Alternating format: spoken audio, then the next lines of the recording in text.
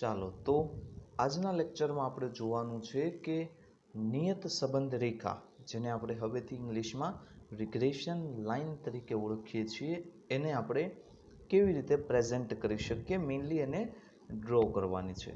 તો ચાલો એના માટેની બે રીત છે. આપણે પહેલાં પણ વાત કરી, એક રીત જે છે એ વિકર્ણ આકૃતિની રીત છે અને બીજી રીત છે એ છે ન્યૂનતમ વર્ગોની રીત. તો બંને રીત વિશે વાત કરીએ અને પછી આના પછીના લેક્ચરથી આપણે ન્યુમેરિકલ સ્ટાર્ટ કરીશું, એકવાર થિયરી કમ્પ્લીટ થઈ જાય પછી. તો આપણને કીધું છે કે બે સહસંબંધિત ચલોની વિકર્ણ આકૃતિમાં જો બધા બિંદુઓ કોઈ એક રેખાની આસપાસ હોય તો આપણે એવું કહી શકીએ કે ચલો વચ્ચે સુરેખ નિયત સંબંધ છે. સુરેખનો મતલબ જ થાય લાઈન, રેખા. તો બધા જ બિંદુ જો સહસંબંધિત ચલ હોવા જોઈએ, એની નજીકમાં આવતા હોય તો એને આપણે કહી શકીએ કે બંને વચ્ચે નિયત સંબંધ છે. બે ચલો વચ્ચેનો સંબંધ દર્શાવતી આવી રેખા મેળવવાની પદ્ધતિને નિયત સંબંધ રેખાનું અન્વયોજન કહે છે. એટલે નિયત સંબંધ રેખાનું અન્વયોજન ફિટિંગ ઓફ રિગ્રેશન લાઇન તરીકે આપણે ઓળખીએ છીએ. હવે અન્વયોજન માટેની બે રીત છે, એક વિકર્ણ આકૃતિની રીત અને બીજું ન્યૂનતમ વર્ગોની રીત. તો જોઈએ સૌથી પહેલા વિકર્ણ આકૃતિની રીત, ટોપિક નંબર 3.3.1. તો ધારો કે સહસંબંધિત ચલ x અને y ના અવલોકનોની n ક્રમિક જોડ, એટલે x અને y બિંદુઓ આપણે જેમ ધોરણ 10માં આવતા હતા 1, 2, 2, 3, 3, 4 એવી રીતે બિંદુઓ છે. આ માહિતી પરથી વિકર્ણ આકૃતિ દોરવામાં આવે છે. વિકર્ણ આકૃતિ એટલે બીજું કાંઈ નહીં, સામાન્ય એ બિંદુઓ જે છે એને પ્લોટ કરવાના છે. ખાલી કે ભાઈ એક્સ યામ આટલો છે, વાય યામ આટલો છે, એને મૂકી દો. હવે વિકર્ણ આકૃતિમાં લગભગ બધા જ બિંદુઓની શક્ય તેટલી નજીકથી પસાર થાય તેવી રેખા દોરવામાં આવે છે. પછી શું થાય, બિંદુઓ દોર્યા એટલે આપણને ખ્યાલ આવ્યા કે ભાઈ બિંદુઓ આવી રીતે થોડા થોડા નજીક છે. પછી એ જોવામાં આવે છે, એને જોડતી લાઈન દોરવામાં આવે છે. જો વાય સાપેક્ષ ચલ અને એક્સ નિરપેક્ષ, ગયા લેક્ચરમાં આપણે વાત કરી હતી કે કોને સાપેક્ષ કહીશું અને કોને નિરપેક્ષ કહીશું. તો આવી રેખાને વાયની એક્સ પરની નિયત સંબંધ રેખા કહેવાય છે. એટલે કે વાયની એક્સ પર રેખા કોની છે? વાયની.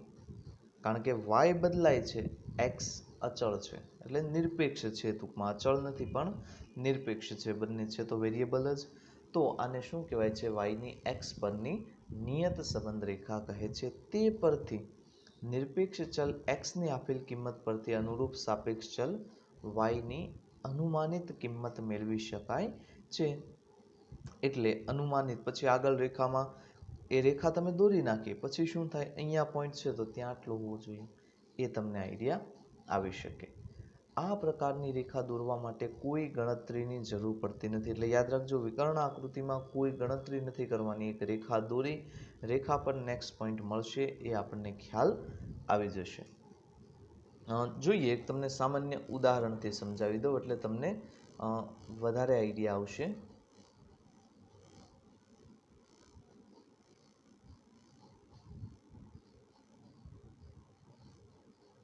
ચાલો, હવે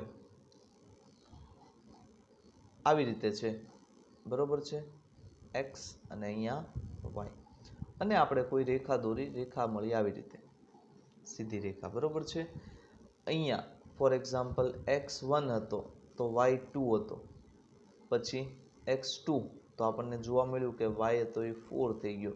તો આવી રીતે રેખા દોરી નાખીએ તો આપણે જોઈએ છે કે ભાઈ x ઇઝ ઇક્વલ્સ ટુ આ પોઈન્ટ પાસે, એટલે ફોર એક્ઝામ્પલ આ 4 છે તો ત્યાં કેટલું, તો આપણે શું કરવાનું, વિકર્ણ આકૃતિમાં અહીંયા સુધી લઈ જવાનું અને જોઈ લેવાનું કે આ કેટલું છે. ફોર એક્ઝામ્પલ આ 8 હોય તો એ આપણો આન્સર થઈ જાય. બસ આવી જ રીતે વિકર્ણ આકૃતિની રીત જે છે એ વર્ક કરે છે.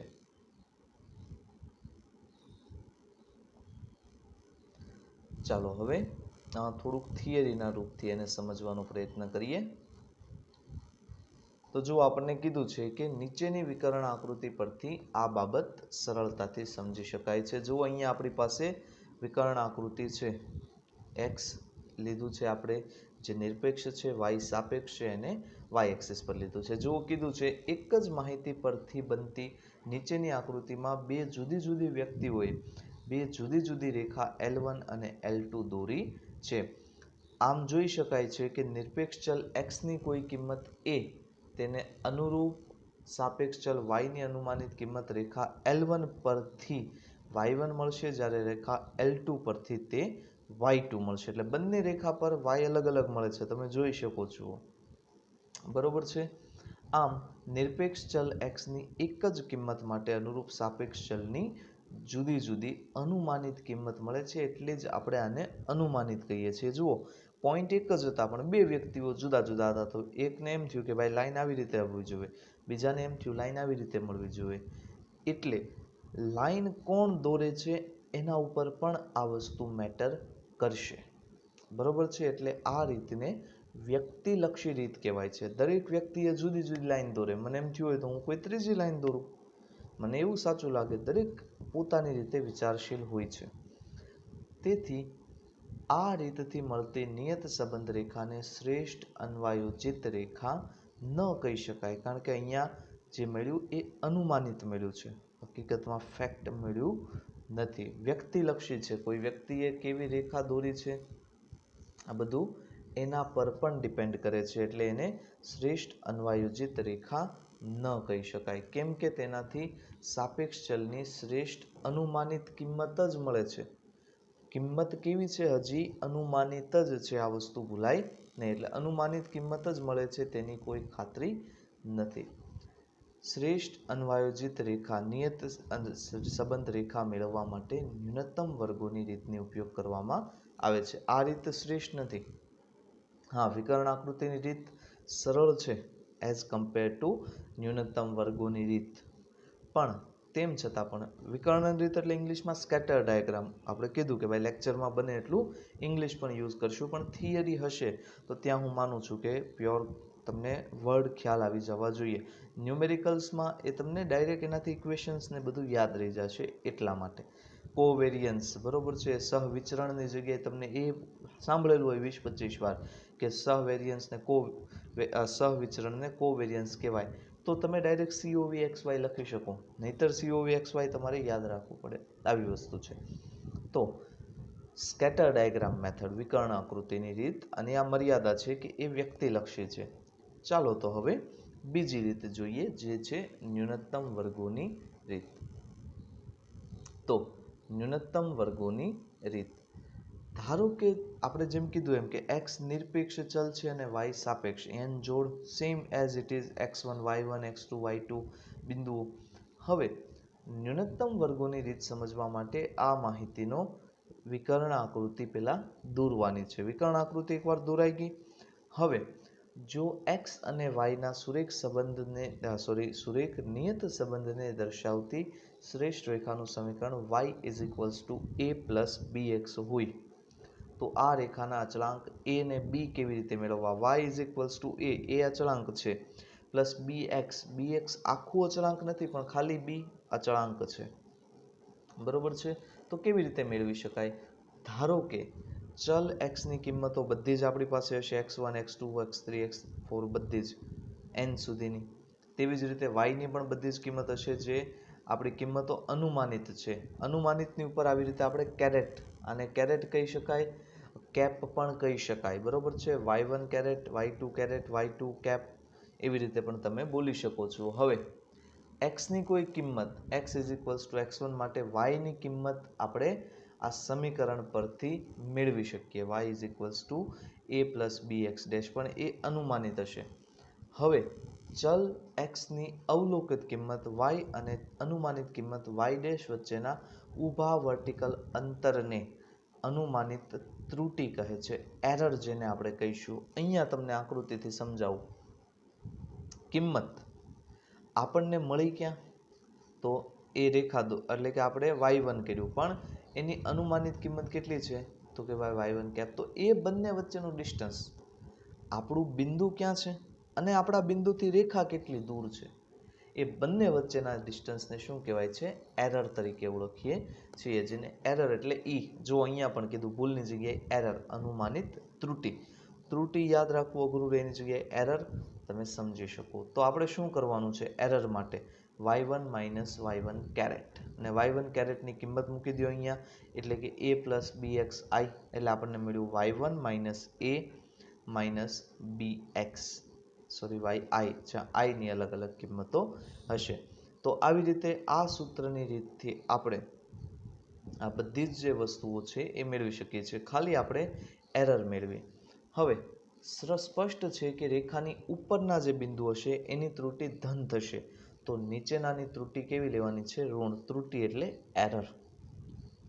અને જે બિંદુ રેખા પર હોય એનામાં કોઈ એરર નહીં હોય, કારણ કે તો રેખા પર જ છે, તો રેખાથી એનું કોઈ ડિસ્ટન્સ થવાનું જ નથી, એટલે એની ત્રુટિ થશે 0.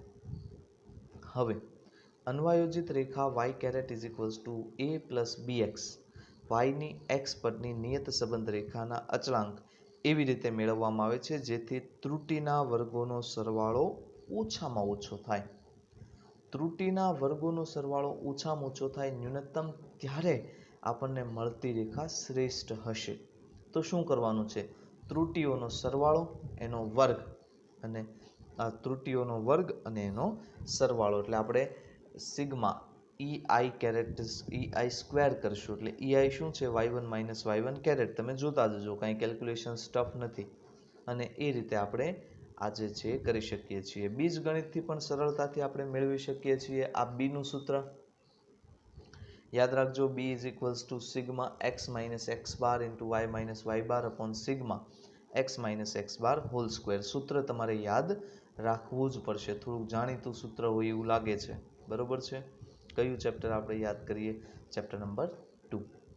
અને a ઇઝ ઇક્વલ્સ ટુ, આ તો ખાલી આપણે bx જે છે એને ડાબી બાજુએ લઈ ગયા, એટલે એ થઈ ગયું માઇનસ. તો આ સૂત્રની મદદ વડે, બીજું સૂત્ર n sigma x y minus sigma x into sigma y upon n sigma x square minus sigma x whole square.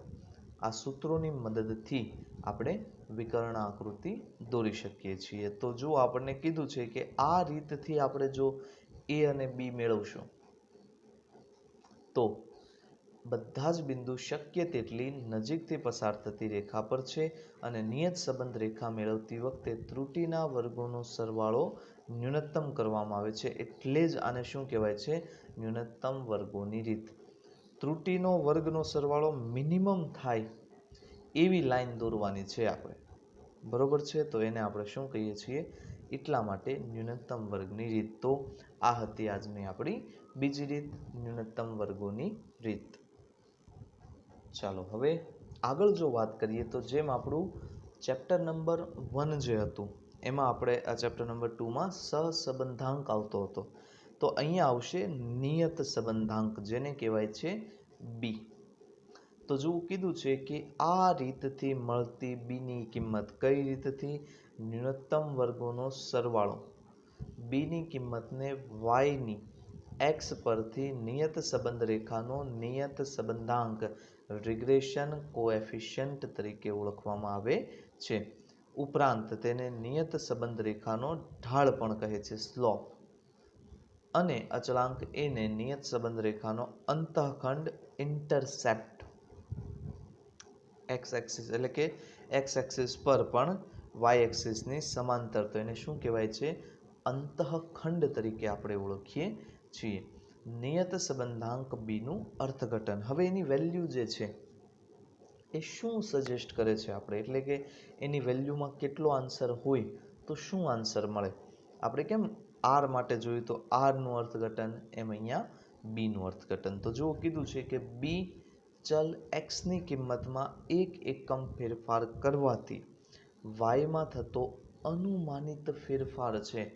એટલે x માં એકનો ફેરફાર કરો તો b માં કેટલો, એટલે કે y માં કેટલો ફેરફાર આવે, એને કહેવાય છે b. બસ, બીજું કાંઈ છે નહીં. હવે b ની કિંમત પણ ધન કે ઋણ હોઈ શકે છે. તો જો b ની કિંમત ધન હશે, એનો મતલબ નિયત ચલ x ની કિંમતમાં એક એકમનો વધારો થાય, તો સાપેક્ષ ચલ y ની કિંમતમાં b એકમનો અંદાજિત વધારો થાય છે. એટલે x માં 1 વધાર્યું તો b માં કેટલા વધશે?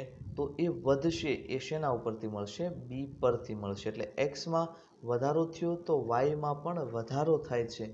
બી ધન હોય એનો મતલબ એક વધ્યું તો બીજું પણ વધ્યું. સેમ ઇઝ જે આર માટે મળતું હતું સેમ. બી લેસ દેન 0 હોય એનો મતલબ શું? એનો મતલબ કે તમે બીમાં વધારો કરો સામે, એટલે કે એક્સમાં વધારો કરો તો સામે વાયમાં બી એકમનો ઘટાડો થાય છે. ધન હતું તો બી એકમનો વધારો, ઋણ હતું તો બી એકમનો ઘટાડો. આ જ છે આપણા નિયત સંબંધાંક બીનો મતલબ. અત્રે નોંધનીય છે કે ન્યૂનતમ વર્ગોની રીત દ્વારા મેળવાયેલી નિયત સંબંધ રેખા શ્રેષ્ઠ અન્વયોજિત રેખા છે. કારણ શું છે કે આના અંદર આપણે ઇક્વેશનનો ઉપયોગ કર્યો, અંદાજ નથી, વ્યક્તિલક્ષી નથી. આમાં હું કેલ્ક્યુલેશન કરું તોય સેમ જવાબ આવે, તમે કેલ્ક્યુલેશન કરો તો પણ સેમ જવાબ આવે. પહેલામાં વિકર્ણ આકૃતિની રીત વ્યક્તિલક્ષી છે. આકૃતિ ક્યાં દોરો છો એ પણ અગત્યનું છે. બરોબર છે? એટલે એ પણ તમે યાદ રાખજો. બે મુદ્દા જે ખાસ આપણે નોંધમાં લેવાના છે કે નિયત સંબંધાંક બીને બી વાય એક્સ વડે પણ દર્શાવી શકાય છે અને જરૂરિયાત ન જણાય તો માત્ર બી જ કહેવું. આપણે કીધું કે બી કોનો છે? વાયનો એક્સ પરનો નિયત સહસંબંધાંક છે. તેથી બી વાય એક્સ પણ તમે લખી શકો છો, પરંતુ એવું જરૂરી નથી. તમે એને ખાલી બી વડે પણ દર્શાવી શકો. અને બીજું, જો વિકર્ણ આકૃતિમાં બધા જ બિંદુઓ એક જ રેખા પર હોય, એટલે સીધી રેખા મળે, કોઈ પણ જાતનો આપણને ત્રુટિ નથી, તો બધા જ બિંદુઓ માટે ત્રુટિ કેટલી થાય છે? 0. તેથી સાપેક્ષ ચલ વાયની અનુમાનિત કિંમત એ જ વાયની અવલોકિત કિંમત થાય છે. કારણ કે વાય અને વાય કેરેટ એ કેસમાં કેવા હશે? એક સમાન હશે. આ પણ તમારે એક ધ્યાન રાખવાનું છે.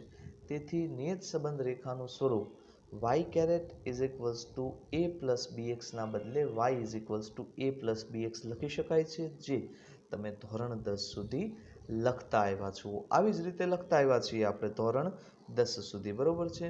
સ્પષ્ટ છે કે આ સંજોગોમાં બી ગ્રેટર દેન 0 હોય તો સહસંબંધાંક આરની કિંમત કેટલી થાય છે? 1 થાય છે. એટલે સહસંબંધાંક આરની કિંમત 1 થાય છે. અને બી લેસ દેન 0 હોય તો સહસંબંધાંક આરની કિંમત કેટલી થશે? -1 થાય છે. તો આ પણ આપણે બી અને આર વચ્ચેનો રિલેશન જે છે એ પણ તમારે ખાસ યાદ રાખવાનો છે. અને હવે એક સમજૂતી માટે વધારાની માહિતી છે કે સામાન્ય રીતે નિયત સંબંધ રેખા માટે શ્રેષ્ઠ અન્વયોજિત રેખાને બદલે ફક્ત અન્વયોજિત રેખા એવું જ કહીશું, કારણ કે હવે અન્વયોજિત શ્રેષ્ઠ છે કે નહીં એનો ઉલ્લેખ કરશું નહીં. જ્યાં અન્વયોજિત લખ્યું હશે ત્યાં સામાન્ય રીતે તમારે શ્રેષ્ઠ જ સમજવાનું છે. એટલે ન્યૂનતમ વર્ગોની રીતથી જ મેળવેલું છે એવી રીતે તમારે સમજવાનું રહેશે. તો આ હતી બીજી રીત, જે હતી ન્યૂનતમ વર્ગોની રીત. તો આ હતી સહસંબંધાંક માટેની બંને રીતો. તો આઈ હોપ કે આજે આપણે થિયરી પોર્શન કમ્પ્લીટ કર્યો છે. નેક્સ્ટ લેક્ચરથી આપણે ન્યુમેરિકલ્સ તરફ જવાના છીએ, દાખલાઓ ગણવાના છે. તો એકવાર સરસ મજાનું ઇક્વેશન્સ અને બધી જ વસ્તુઓ પ્રિપેર કરી લેજો. અને જ્યાં પણ એવું લાગે કે સર કાંઈ ડાઉટ છે, કાંઈ સમજવામાં તકલીફ પડી, કારણ કે આ ટોપિક નવું ચેપ્ટર શરૂ થાય છે, એકદમ સિરિયસ બની નવેસરથી અભ્યાસ શરૂ કરી દો. બરોબર છે? જ્યાં પણ જરૂર પડે, મદદની જરૂર લાગે ત્યાં કયો, પણ ખાસ કરીને તમારું વર્ક પ્રોપર કરજો. આજના બંને પ્રશ્નો એટલે કે બંને રીતો તમારે પ્રશ્નોની જેમ કે ભાઈ વિકર્ણ આકૃતિની રીત સમજાવો સહસંબંધાંક માટે, અને બીજું ન્યૂનતમ વર્ગોની રીત સમજાવો. બંને પ્રશ્નો લખી અને તમારે મને વોટ્સએપ પર સેન્ડ કરી દેવાના રહેશે. સો this is the end of our lecture. I hope the topic is now clear. અને નેક્સ્ટ લેક્ચરથી આપણે ન્યુમેરિકલ્સ તરફ આગળ વધીશું. તમને કીધું એમ કે આપણે ન્યુમેરિકલ્સમાં ઇંગ્લિશનો યુઝ વધારે કરીએ છીએ તમારા ફ્યુચર માટે. તમે સારો એવો અભ્યાસ કરી શકો, કારણ કે હવે એ લેવલ પર તમે પહોંચી ગયા છો કે તમારા માટે લેંગ્વેજ ડઝન્ટ મેટર. એનાથી કોઈ ફરક પડવો જોઈએ નહીં. તો આ હતો આજનો આપણો લેક્ચર. Thanks for watching. જય હિન્દ.